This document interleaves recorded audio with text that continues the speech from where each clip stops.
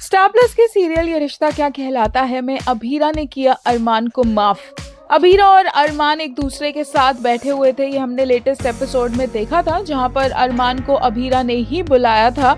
अभीरा यहाँ पर अरमान को बता देती है कि जो डाइवोर्स पेपर्स है वो उसने नहीं भेजे हैं, और इसके साथ साथ वो अरमान को ये भी बता देती है कि वो कितनी डिसअपॉइंटेड है और वो अरमान की हुई गलतियों को भुला नहीं पाएगी।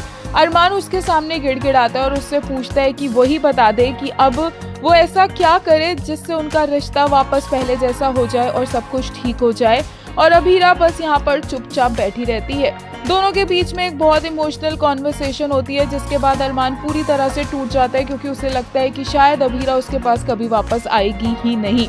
इतने में अभीरा अरमान के शोल्डर पर हाथ रखती है और उसे बोलती है कि उसने उसको माफ कर दिया। अरमान अभीरा के मुंह से ये शब्द सुनकर इतना ज्यादा खुश होता है, इतना इमोशनल होता है कि उसे लगता है कि फाइनली अभीरा ने उसे माफ कर दिया है, और उसके सीने पर से एक बोझ उतरता है और वो अभीरा को गले लगा लेता है। लेकिन सोचने वाली बात यह है कि क्या अभीरा ने अगर अरमान को माफ कर दिया तो इसका मतलब ये है कि वो अरमान के साथ वापस उसके घर चली जाएगी? तो इसका जवाब है नहीं।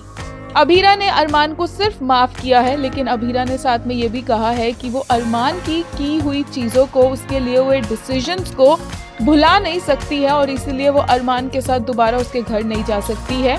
वो अरमान को इमीडिएटली डाइवोर्स नहीं देना चाहती है, लेकिन उसे वक्त चाहिए सब कुछ ठीक करने के लिए। और जब ये कॉन्वर्सेशन चली रही होती है कि तभी वहाँ पर एक कॉल आता है और अभीरा और अरमान को पता चलता है कि कैसे मनीष गोयनका और दादी सा की सबके सामने लड़ाई हो गई है।